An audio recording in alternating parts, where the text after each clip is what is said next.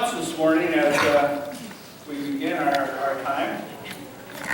One is, people have likes and dislikes. How many of you really enjoy shopping for clothing? Anybody? Well, God bless you.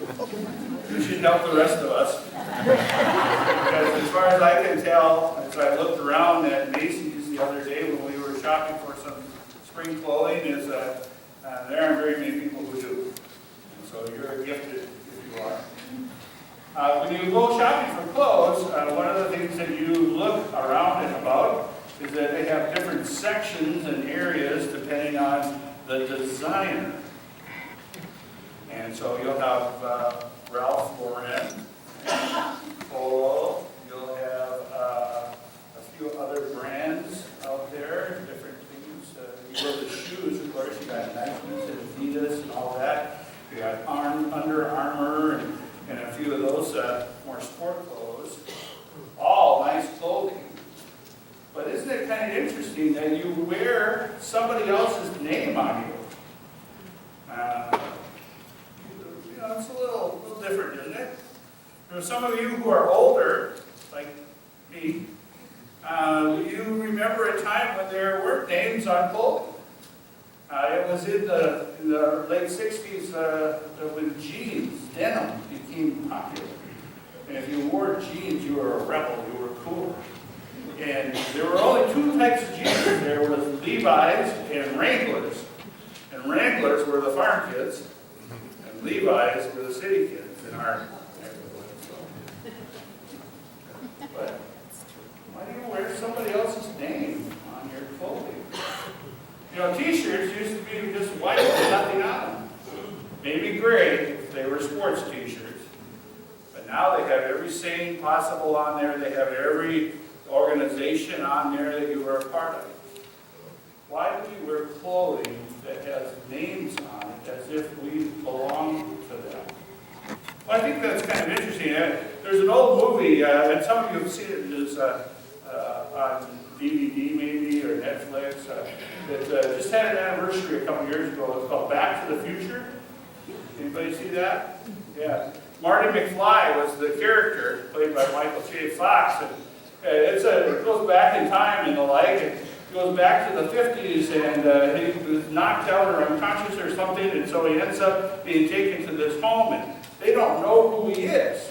They don't know his name.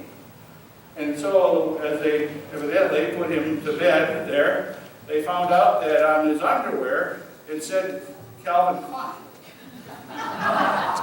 So they kept calling him Calvin, right, through the whole thing. And they said, well, why do you keep calling him? Well, your mom sewed it on your underwear. So are we identified by what we wear? Sometimes when you go to a group meeting or the like, they'll want to have you share some things about you.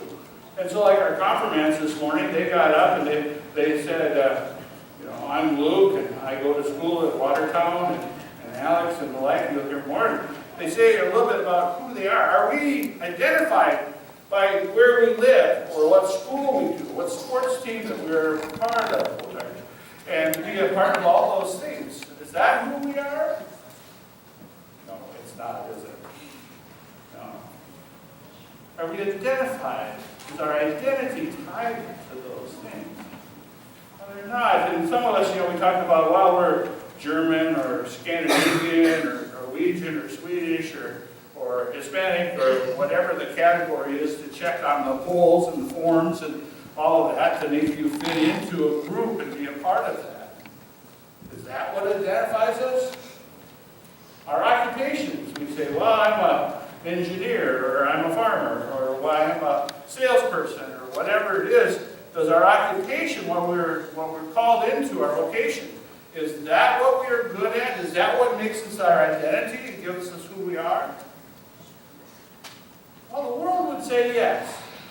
The world would say that all of those things make us who we are. And we're a conglomeration of all these different identities. Some we're proud of and some maybe we're not proud of. What I want to share with you today is that we have an identity that is not related to all those things that the world says we are. We have an identity as children of God that is given to us as a gift from God. You see, that's really important because it's contrary to what the world is telling you. It is what God has in mind for us because of God's love for us. So one of the first things we want you all to know, and you know this from the quiz, right? Right?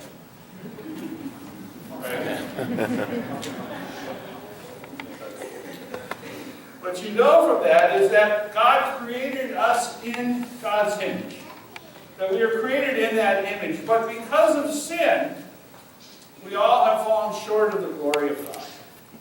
And in one respect, we are all the same. In other words, all of our identity is that we are created as one of God's children, God's identity, and at the same time, we are also all sinners. And the good news for us, which is called, there's 4 of them at the very beginning of the New Testament. That's right, gospel, thank you. Good guess. All right, gospel.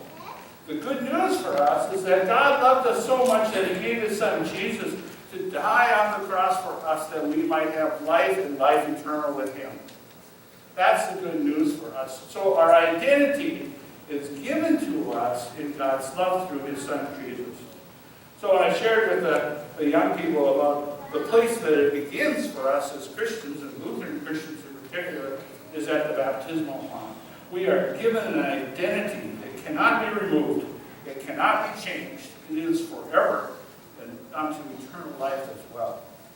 You know, the Apostle Paul talks about it in Romans when he shares that nothing can separate us from the love of God in Jesus Christ, right? Not death, not peril, not powers, not principalities, not any of those things will be able to separate us from the love of God in Jesus Christ. That identity given in our baptism that is with you now today, you received the gift of the Holy Spirit at that time, for which now the Holy Spirit is becoming a part of your life in a different way. That's your confirmation and amongst our lives as well. So we have that identity and that gift that is given. It can never be removed. It is with us forever.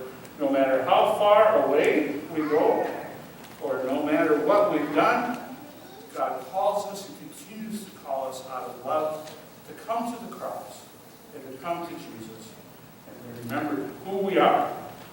Who are we? Child of God. That's our identity. Amen? Amen.